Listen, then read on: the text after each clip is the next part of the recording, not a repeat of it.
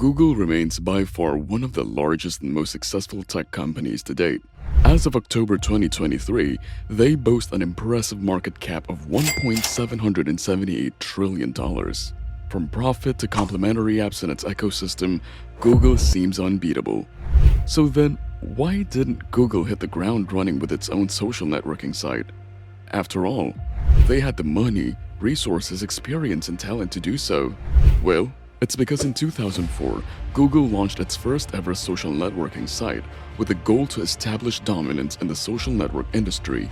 But they failed. And they would continue to fail, not one, not two, but 6 times. So why did they fail repeatedly? In this video, we'll explore the sad truth behind one of Google's biggest failures and the tension surrounding it. Stay tuned, hit that like button, subscribe, and prepare to be intrigued as we unravel this story. Google has continually prized innovation within its values. This is evident by the feats that Google has been able to achieve, from innovating our search engine, mapping the world, and even setting the bar higher for productivity within its various products. In 2003, Jonathan Abrams, the founder of Friendster, was offered $30 million by Google to purchase his site. Acquisition and investment have always been a pattern for Google, and the fact that they saw Friendster's potential early on meant one thing: they had their eyes set on the social networking scene. However, this acquisition attempt ultimately failed, since Friendster overestimated the hype surrounding the platform and underestimated the volatility surrounding internet companies. They had to start from scratch. And they did.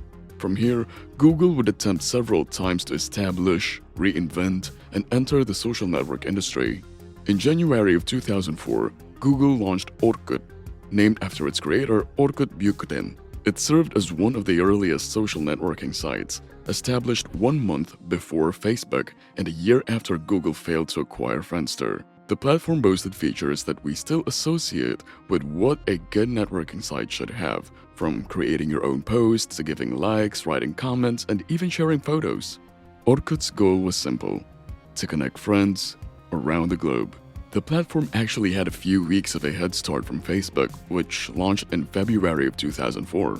Orkut did relatively well, however its popularity was seemingly limited to Brazil and India, as those were the top 2 locations where most of Orkut's user base came from.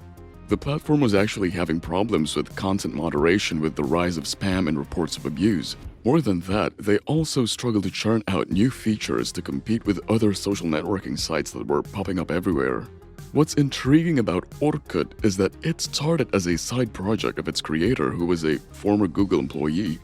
To add to these factors, a security breach occurred that finally made consumers shy away from Orkut, and it completely died down and failed. Google didn't back down from this, because in 2008, they launched Google Friend Connect. This would be the start of their integration strategy by having a multi-purpose usage for one's Google account. In Google Friend Connect, users were able to turn their own profiles into a social platform. More than this, it seemed to adopt the various previous features found in Orkut, such as leaving comments, but ultimately, it too failed. Google tried for the 3rd time by launching Google Wave in 2009. This was during a time where Facebook was getting steady traction in amassing their user base and developing their platform features and overall functionality. Google Wave boasted a number of features, from a wide variety of social networking tools, document sharing, blogging, multimedia management, instant messaging, and even basic email consolidation. In the end, the various features incorporated into the site made it confusing and complex for users, and so it never really became successful. But Google being Google, it did not budge. In 2010, they launched Google Buzz with the idea of integrating this with another one of their services called Gmail. However, the way that they executed this was downright mortifying. They faced a significant privacy issue.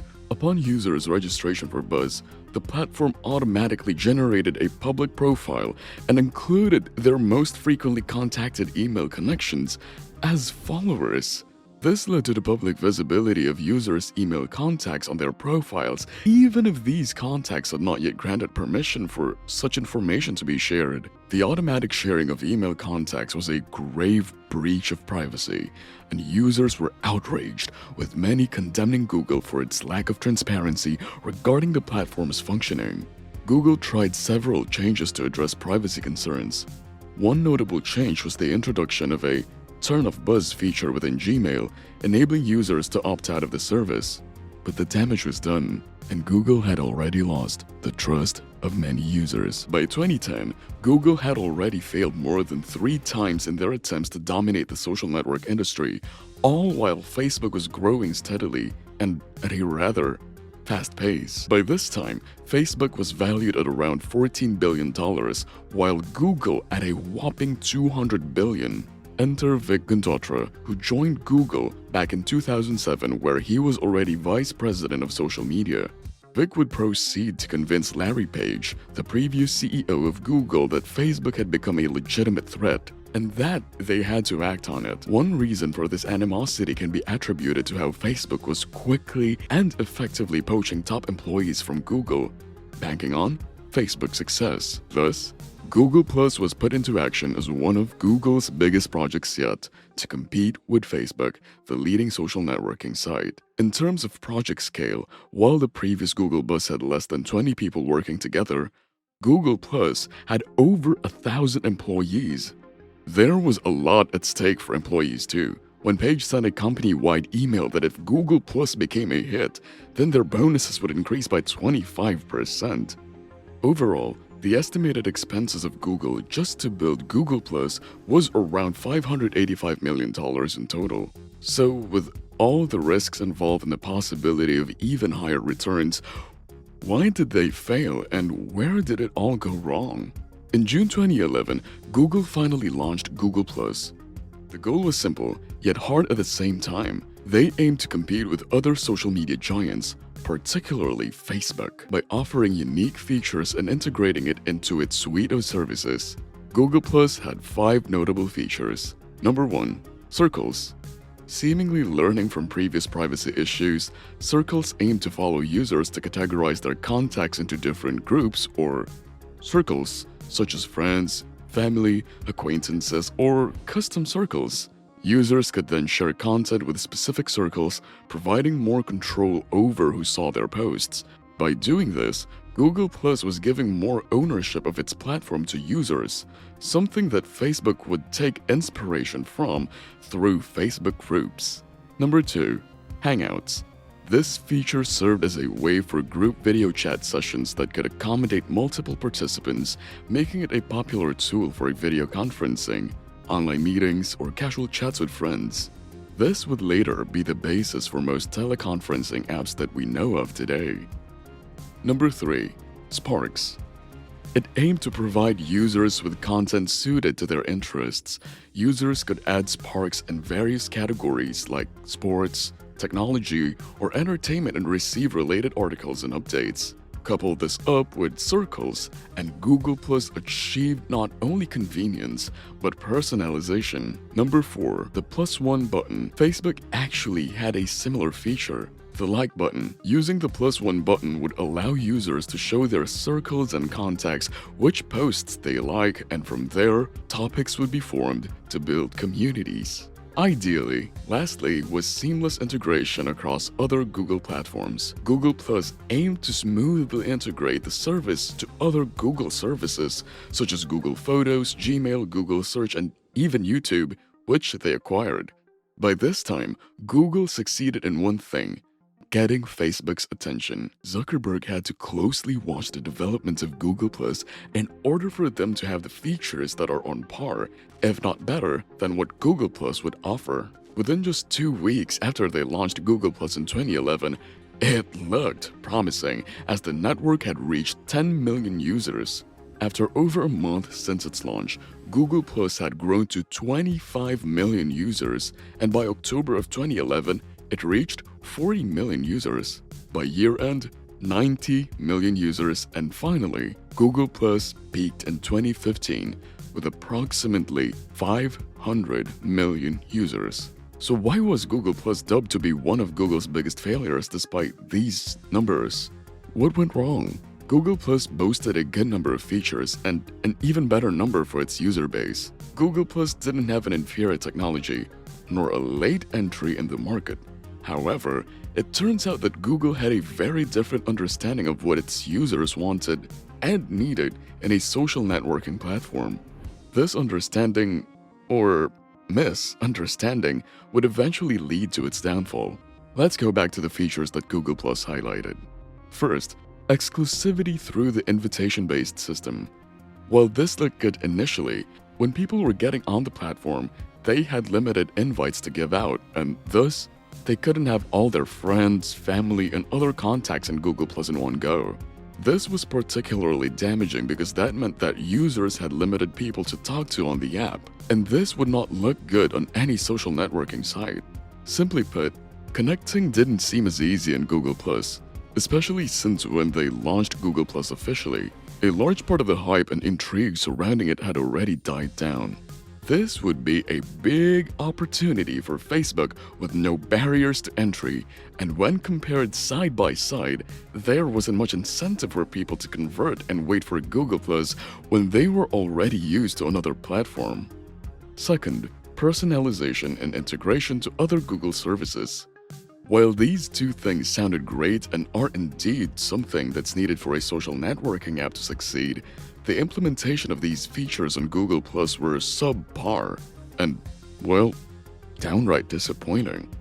In July of 2011, Google Plus introduced a new policy which forced its users to use their full real names. And while they might argue that this was to prevent fraudulent activity, having the aspect of integration to other Google services and being able to link all of that activity to a single user did not sound as good, especially in keeping one's own privacy. Issues did not stop there. Having been integrated into several Google services, it would mean that users would have to create a Google Plus account in order to continue using the said services associated with Google Plus, such as Google Photos, Maps, and the likes. One example of how this happened was when Google Plus restricted commenting on YouTube videos if the account wasn't integrated with Google Plus.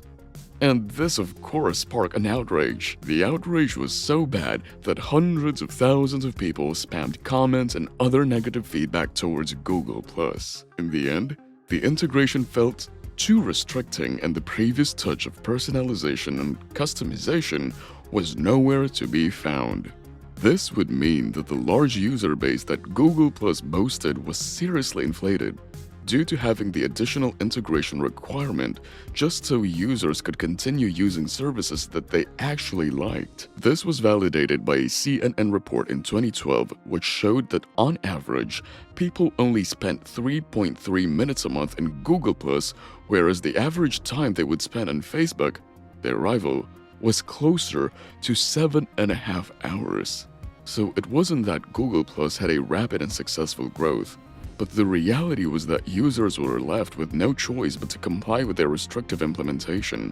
Later on, Google+ would attempt to rectify the situation by undoing some of the previously restrictive moves, such as allowing people to have custom names or lessening the need to have a Google+ account to continue using other linked services. But the damage was done. The image and reputation of Google+ as a platform with potential was now overshadowed by bad reviews, restrictive features, and overall negativity. Moreover, the content that was created in Google+ was pretty low. Over 90% of Google+ user sessions were less than 5 seconds. So it was not Google+, but Google Graveyard, as commented by some users as reference to one of Google's biggest failed projects. Overall, Google+ failed because of 3 major things. First, they didn't understand their stakeholders that well. Rather than developing an app that people actually liked, it seemed that they tried to focus on beating Facebook as an app. Also, they didn't have a set niche. While various features are nice, when you compare it with apps like Twitter and Facebook, which have their own set niche and specialities, Google+ felt like a misplaced enigma. Lastly, their planning and implementation had unresolved and irreversible disputes. This led to a total lack of direction on where and how the service should go. By March of 2019, Google Plus had to shut down due to what they claimed was very low usage and user engagement. Do you think if Google had taken a different approach with Google Plus, it would have become as successful as Facebook or Twitter? Why or why not? And if Google were to try entering the social media scene again, what suggestions would you have for them? Let us know in the comments. If this video has piqued your curiosity, don't hesitate to like, share, and subscribe to stay tuned for more captivating business narratives. Thank you for watching, thank you for subscribing, and we'll see you in the next video.